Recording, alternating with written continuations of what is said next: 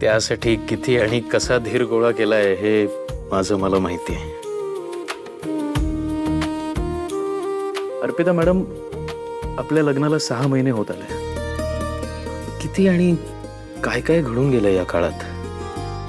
पण शपथ घेऊन सांगतो, हा माझ्या आयुष्यातला सगळ्यात सुंदर काळ होता. आता कसं जमतंय पोराला. वा, क्या बात आहे. लिन. आयुष्य इतकं सोपं कधीच वाटलं नव्हतं यापूर्वी. ते तुम्ही आयुष्यात आल्यावर अचानक वाटू लागलं. वा, क्या बात आहे. अर्पिता मॅडम, या 6 महिन्यात तुमच्या सोबतीने राहताना, तुमची काळजी घेताना, तुमच्या बरोबर हसताना, रडताना, कधीतरी उगाच लटकं भांडताना, जमतंय.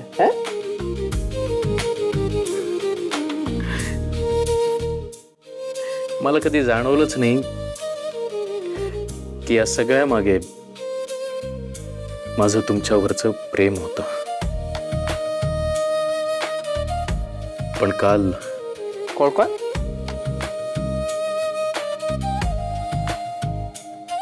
काल मला वाचवण्यासाठी तुम्ही ठामपणे त्या गुंडांसमोर उभ्या राहिलात आणि माझे समीर असं म्हणालात ना, तेव्हा जाणवलं तुमचा माझ्यावरचा हा हक्क मला आयुष्यभर मिरवायचा आहे.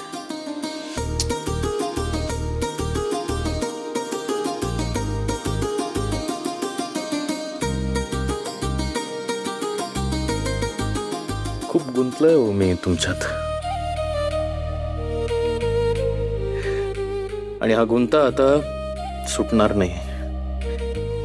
मला तो सोडवायचा सुद्धा नाही आहे.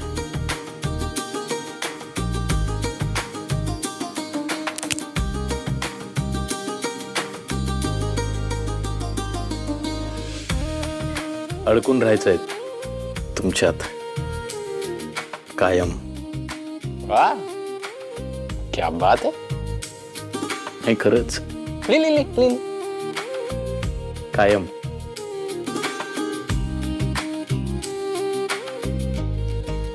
खरं तर आता मी जे लिहिणार आहे ते थोडं फिल्मी वाटू शकतं, पण प्रेमात फक्त स्वतःशी कबुली देणं पुरेसं नसतं ना. म्हणून लिहितोय. Arpita madam, I love you.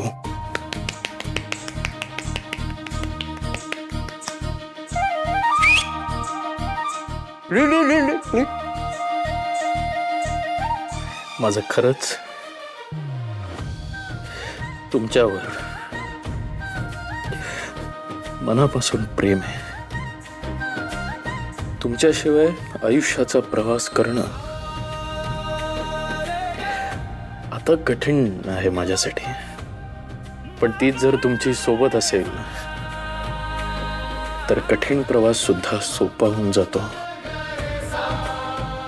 Arpita madam, अनोळखी म्हणून झालेली सुरुवात कधी 7 जन्माची सोबत झाली कळलंच नाही.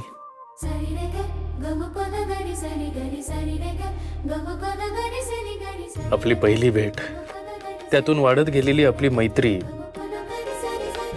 आपलं हे अचानक झालेलं लग्न, खरंच हे सगळे निव्वळ योगायोग होते का? मला उत्तर माहित नाही, पण जर असतील तर माझ्यासाठी ते देवाने लिहिलेले खूप गोड योगायोग आहेत.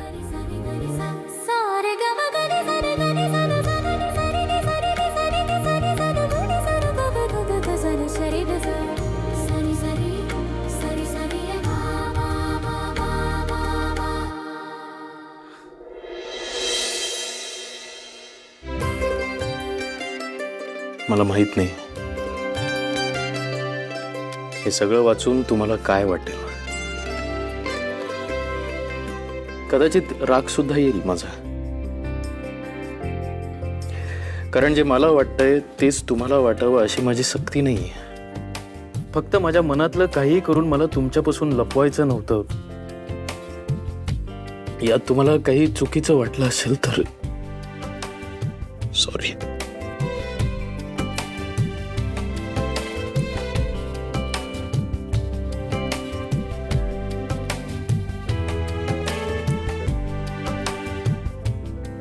एक सांगू, तुमचं मत काहीही असो, मी आयुष्यभर आदर करीन तुमचा. पण या सगळ्याचा आपल्या मैत्रीवर कधीच परिणाम होऊ देऊ नका प्लीज. कारण तुमची मैत्री, तुमची सोबत हाच माझ्या जगण्याचा खरा आधार आहे. सध्या इतकंच. तुमचाच समीर.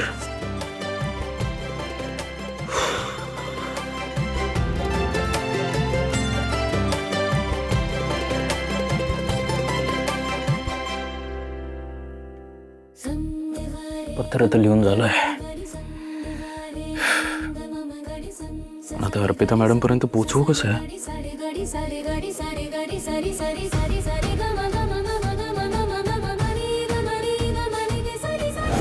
चला जेवण करून घेऊ. जेवण झालं की ही जड साडी बदलायची आहे मला. आलो चालेल. हा या लवकर.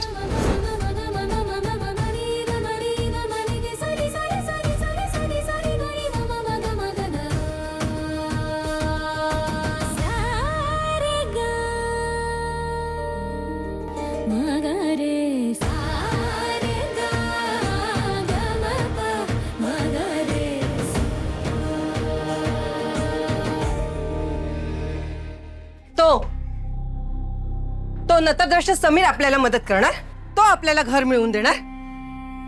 अहो त्याच्यामुळेच तर आपल्याला बेघर व्हायची वेळ आलीये. माझा त्याच्यावर काडीचाही विश्वास नाहीये.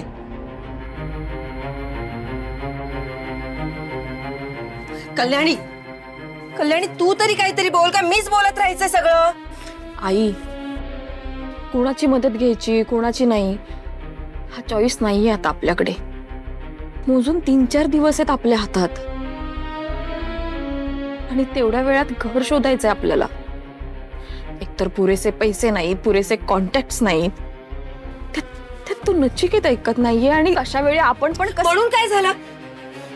त्या समीरची आणि त्या अपशकुनी मुलीची मदत घ्यायची? हे बघा, मला मान्य नाही. मला वाटतं की आपण घरातल्या सामानाची बांधाबांध आणि आवरावर करायला घेऊया. हा, म्हणजे ऐनवेळी धावपळ व्हायला नको. तुम्ही तर असं बोलताय जसं काय त्या समीरने रांगच लावली घराची तुमच्या समोर. तुझा नसेल, पण माझ्या जावयावर पूर्ण विश्वास आहे. आजवर त्याने दिलेला प्रत्येक शब्द पाळलाय, तसा आताही ते पाळतील. उद्या त्यांच्या बरोबर घर बघायला जाणार आहे मी. काहीतरी व्यवस्था नक्कीच होईल. आणि देव न करो त्यांच्या हातून हे काम झालं नाही ना, तरी सुद्धा हे घर सोडायचंच आहे आपल्याला. त्यामुळे सामानाची बांधाबांध करायला घेऊया. अहो जरा नीट विचार करा. एवढा विश्वास आहे त्या समीरवर, उद्या घात करेल ना मग कळेल. कविता, घात ना आपल्या पोटच्या पोरानेच केलाय, कळतंय का तुला? आणि विश्वासघात जर आपल्या जावयाने केलं ना तर त्यात आश्चर्य वाटायला नको, नाही का? हा, निकी तुझं सामान एका बॅग मध्ये भरायला घे. निकी,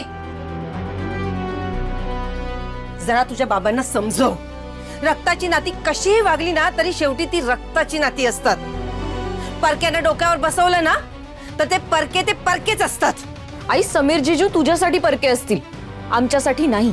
निकी, आणि बाबा बरोबर बोलतायत. मी त्यांना काही समजवणार वगैरे नाहीये. उलट तू सिच्युएशन समजून घे आणि तशी वाग. कल्याणी, मी तुला एक बॅग देतो आणून, त्यामध्ये तुझं आणि गौरीचं सामान भरून घे. हं? आणि अजून बॅग लागली ना तर निकी विमा काकांकडून बॅग घेऊन येईल. हं? कल्याणी, हे बघ माझं ऐक. अजूनही वेळ गेलेली नाहीये. आपण काहीतरी प्रयत्न करूया ना. आई प्लीज नको ना. माझं या घरात कुणीच ऐकणार नाहीये का? मला त्या समीरची मदत नकोय. तोही त्या कार्टी सारखा अपशकुनी आहे. त्याने दिलेलं घर आपल्याला लाभणारच नाहीये. बाबा आपल्याला बॅग लागेल, मी विमा काकांकडे जाऊन येते. निकी, निकी तू माझं ऐक, मी सांगते निकी. हे बघा माझं ऐका. कल्याणी, कल्याणी तू तरी माझं कुणीच काय ऐकत नाहीये. चला पूजा झाली, जेवण झालं, तर साडी बदलते. एवढी टोचते नाही साडी.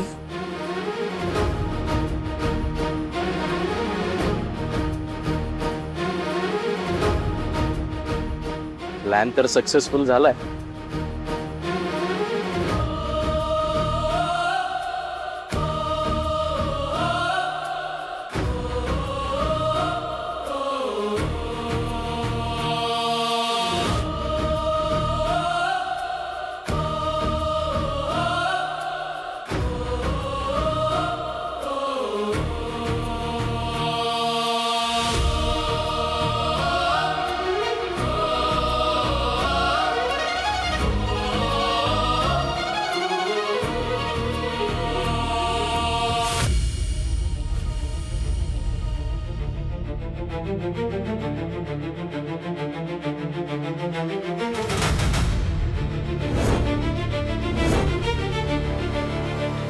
हे काय?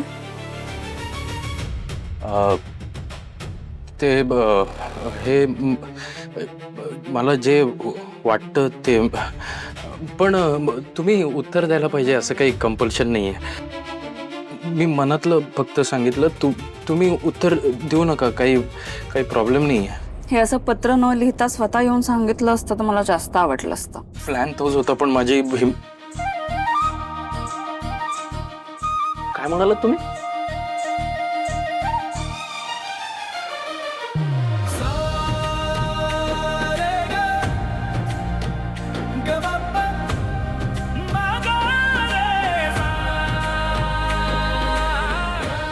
Arpita madam, thank you so much. तुम्हाला कल्पना नाही माझ्या मनावरचं ओझं उतरवलं तुम्ही. थँक्यू मनापासून थँक्यू अर्पिता मॅडम. खरंच थँक्यू अर्पिता मॅडम. अरे हमका थैंक यू काहे बोल रहे हैं आप? हम तो अभी कपड़ा लिए भी नहीं. तू कौन है? वो अर्पिता भाभी ने कपड़ा लेने के लिए बुलाए थे हमको. हमका बुलाई थी? कब बुलाई थी? अरे आलात तुम्ही? अहो ते मी साडी बदलायला गेले आणि साडीची घडी मोडली, तरी बघा एवढा मोठा डाग साडीवर. चहाचा का कसल्या तरी डाग पडले, म्हणून मग मी ड्राय क्लिनिंगला देण्यासाठी यांना बोलवून घेतलं. हे घ्या, हे अच्छे से धोके दे ना. बघा केवढा मोठा डाग पडलाय. हा डाग काढून द्या. आप टेंशन मत लो भाभी. भैया बताओ इनको. क्या बताओ? तुम्ही ही साडी कशी काय देऊ शकता त्यांना? हा तर ड्राय क्लिनिंगला द्यायची म्हटलं यांनाच द्यावी लागेल ना. अजून कोणाला देणार? भैया हे बघा चांगल्या कंडिशन मध्ये. हा साडी अच्छा कंडिशन में वापस आना चाहिए. जी भाभी. अर्पिता मॅडम, अहो ड्राय क्लिनिंगला वगैरे द्यायची गरज नाहीये. आपण घरच्या घरी धुऊ ना. अहो घरी साडी धुवून निघणारा डाग असता तर मीच दिली नसती ड्राय क्लिनिंगला. पण बघा ना तुम्ही केवढा मोठा डाग आहे. असा घरात धुवून नाही निघणार. म्हणून द्यावी लागेल. घ्या. पण समजा नाही गेला डाग तर आपले पैसे वाया जातील ना. पैसे वाया जाऊ देईन का मी? अहो निघतो ड्राय क्लिनिंग मध्ये ना डाग निघतात. काही टेन्शन घेऊ नका. आणि समजा डाग नाही निघाला तर पैसे देणारच नाही ना मी. तुम्ही काळजी करू नका, मी मॅनेज करते. हा घ्या. आज कैसे लेके जा रहे हो तुम साडी? आज काय? आज ते हे ना आपलं सोमवार नाही, नागपंचमी आहे ना. आपण पूजा पण केली आता. अहो कोणी सांगितलं तुम्हाला? असं काही नसतं की नागपंचमी दिवशी साडी राहू द्या तुम्ही, मी करते मॅनेज. हो ऐका ना अर्पिता मॅडम, काय चाललंय तुमचं? चुप. मी म्हटलं ना मी मॅनेज करते, तुम्ही कशाला या सगळ्यात पडते? तुम्ही घरी जाऊन आराम कर. हा दादा घेऊन जा. आणि परवा हवी हा साडी. कल परसो जी हा? जी बा चांगलं व्यवस्थित धुवून आणा. डाग निघाला पाहिजे. परत घेऊ नका गाडी त्यांच्याकडून, सांगते तुम्हाला. हो ऐका ना अर्पिता मॅडम, अर्पिता मॅडम अहो ऐका ना तुम्ही. काय एवढा इश्यू करताय ते ड्राय क्लिनिंगचा? ते दादा गेले पण असतील साडी घेऊन. तुम्ही जाऊ द्या बरं, मला माझं काम करू द्या आता. अरे बापरे, म्हणजे एक तर माझं प्रेम धुवून तरी निघणार, नाही तर ती चिठ्ठी वाचून हा तरी माझ्या प्रेमात पडणार. दोघे कुठे गेला?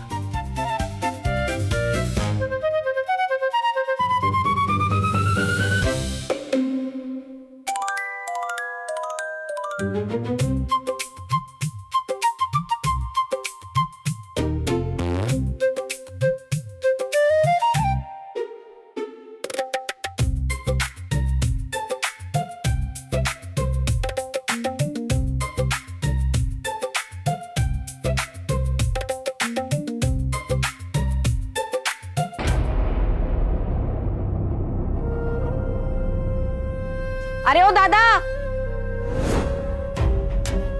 आपका कागज.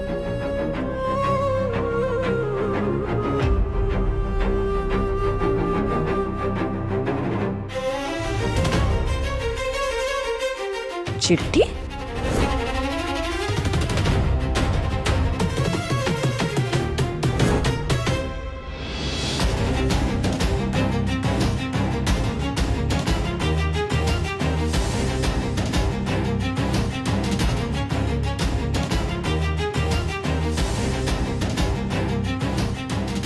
आई काय ग, तुझे ते गॅसवर ठेवलंय? अगं रताळी ठेवली आहे, संध्याकाळी खीर करायची आहे ना. अगं मग किती वेळ ठेवलीस? लगदा झाला त्याचा. मग तुझ्या हाताला काय मेहंदी लागली होती? सतत आपला फोन. हा गॅस बंद करायचं सोडून मला विचारायला आलीस तू इथे? मग विचारायला नको? पर तूच बोलली असतीस की मी मुद्दाम चालू ठेवला होता. त्यापेक्षा तू चल आणि तूच ठरव चालू ठेवायचा का बंद ठेवायचा. शाणी ग माझी बाय. दीदी आता एक काम कर. आता काय करायचंय? कौतुकच करते तुझं. तू आहे ना तुझ्या नावाच्या आधी राजकन्या असं जाहीरपणे लावून टाक. नाही बाकीच्यांना पण कळेल ना, राजकन्या रेणुकाला कुठलंच काम सांगायचं नाही, कारण तिला कुठलंच काम येत नाही. मी काय करू?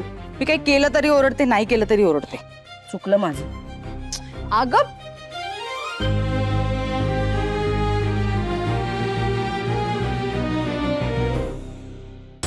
बाई ग रताळी, दिदे काय अक्कल आहे की नाही? गॅस बंद करायचा ग.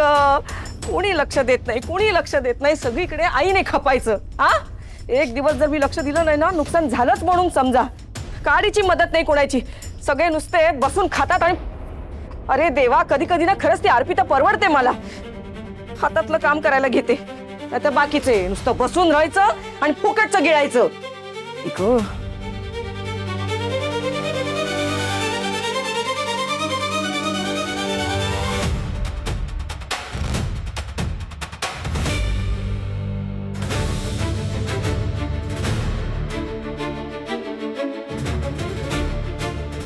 अरे बापरे, आईने ते पत्र वाचलं तर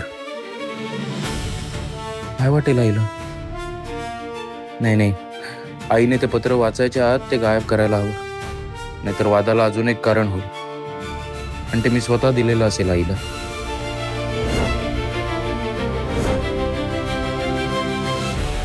नुसता लगदा झालाय लगदा. आता कशी खीर करायची याची?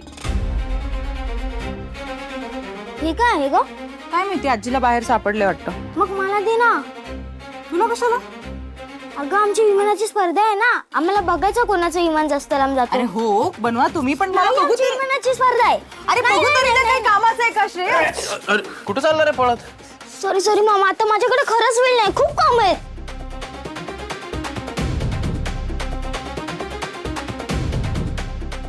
काय ग, काय करताय? अगं आजी, श्रावण सुरू झालं की किती भारी असतं ना.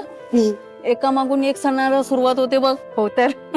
आता चाळीमध्ये नारळ पौर्णिमा होईल, गोकुळाष्टमी होईल. हो ना, सगळे सण तोंडावर आलेत बघ. तयारीला लागलं पाहिजे. अगं आपल्या चाळीत यंदा अजून एक सण होणार आहे. कोणता? आणखीन कुठला सण वाढला यावेळेस? सांगते. अर्पिता अगं इकडे ये ना. ती बघ आली, अर्पिता आली बघ. काय आजी काय चाललंय? सांगते अगं तुझ्या आणि समीरच्या लग्नानंतरचा हा पहिला श्रावण नाही का? ओ म्हणजे तुझी पहिलीच मंगळागौर. अय्या, हो हा, माझ्या लक्षातच नाही हो. काय ग कुठला मंगळवार ठरवणार आहेस? ते तर आई ठरवतील ना. म्हणजे आईंना विचारल्याशिवाय कशी होईल मंगळागौर?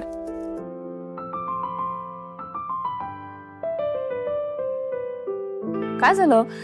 आईंचं नाव काढल्यावर असं शांत का झालं तुम्ही? काय एवढ्या वाईट नाही आहेत आमची आई. छे छे, इतक्या काय नाही, जरा जास्तच वाईट आहे.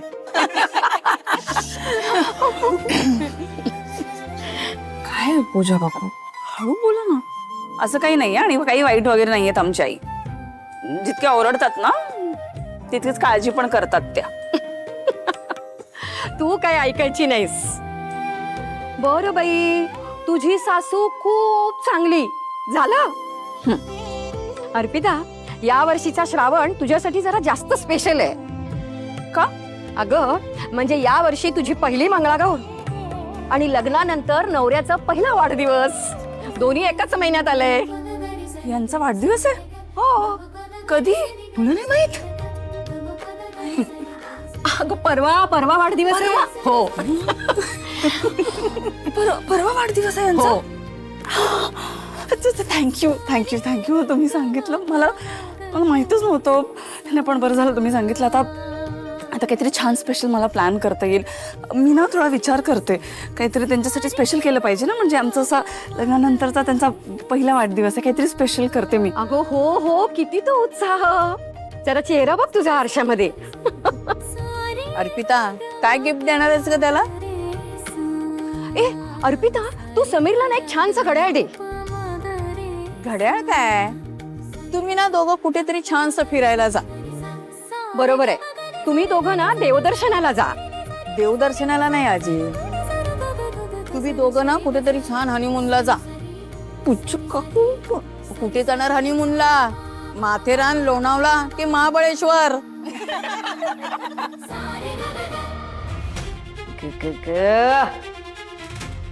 घरात सगळं इतकं शांत शांत आहे म्हणजे अजून तरी आईने किंवा दीदीने माझं पत्र वाचलेलं नाहीये.